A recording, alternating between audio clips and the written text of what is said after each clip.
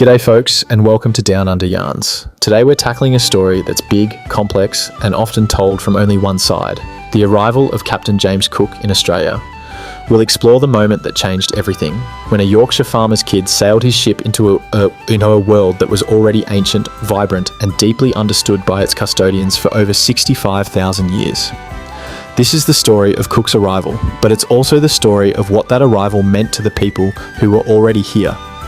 To do that, we need to delve deeper into the two worlds that collided. Now, we all know the name James Cook. It's splashed across our maps, our towns, our universities. He's a legend, a hero of navigation. But legends, as we know, can sometimes hide more than they reveal. Cook's story, as it's traditionally told, often overlooks a pretty crucial detail. Cook didn't discover an empty land. This was a place of thriving cultures, complex societies, and unbroken connection to the land stretching back millennia. To truly understand the impact of Cook's arrival, we've got to rewind the clock, way back. Imagine a continent where time was measured in songlines, not centuries. Songlines, for those who don't know, are these incredible maps woven into stories, songs, dance, and art that chart the journeys of ancestral beings and connect people to place and dreaming, where knowledge was passed down through stories, dance, and art, where people lived in intricate balance with the environment, their lives woven into the very fabric of the land. For the first Australians, this wasn't just a place to live, it was a living library, a sacred inheritance, a part of their very identity. Their connection to the land was, and still is, profound, a relationship built on respect, reciprocity, and deep spiritual understanding.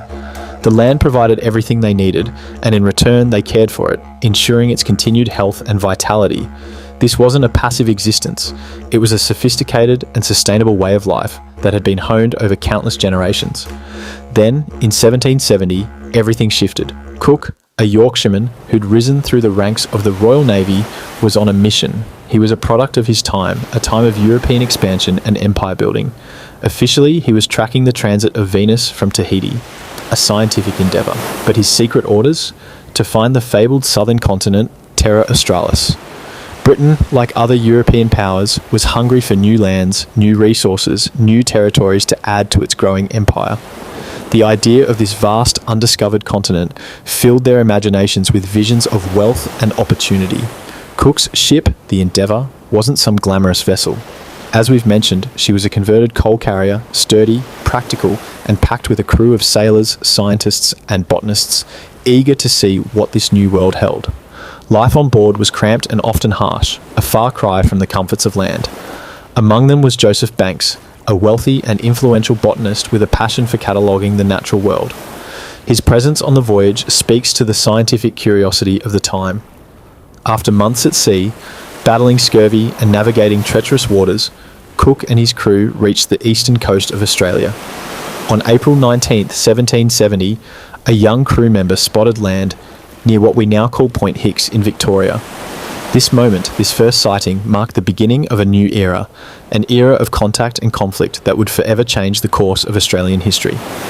But Cook wasn't the first to lay eyes on this land. For tens of thousands of years, the traditional owners had been the custodians of this country.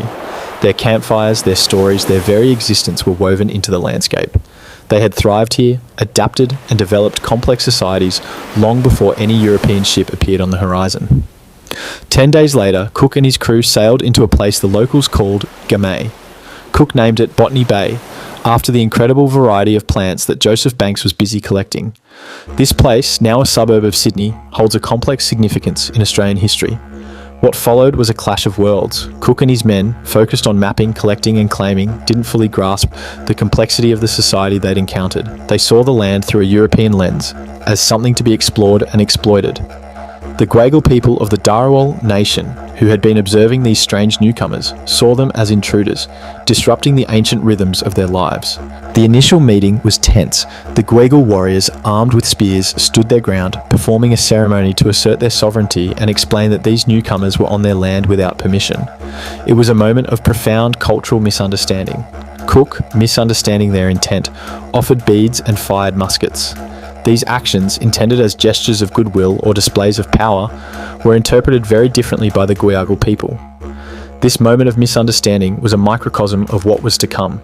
Cook, in his journal, wrote, "Natives opposed our landing, But those three dry words mask a far more complex reality, a clash of cultures, a failure to communicate, and the beginning of a long and painful chapter in Australian history. A chapter marked by dispossession, violence, and the erosion of Indigenous cultures. For the next few weeks, Cook and his crew explored the area, collecting specimens and mapping the coastline they left, leaving behind a changed world. Cook would continue his journey, charting the eastern coastline, naming places, and ultimately claiming the land for Britain at Possession Island, off Cape York. Each encounter, each naming of a place, further cemented the European claim to a land that had belonged to others for millennia. This act, claiming a land already owned and cared for by hundreds of Indigenous nations, was a pivotal moment. It set the stage for the colonisation of Australia, a process that would have a devastating impact on the lives and cultures of Aboriginal and Torres Strait Islander peoples. The consequences of this claim are still felt today.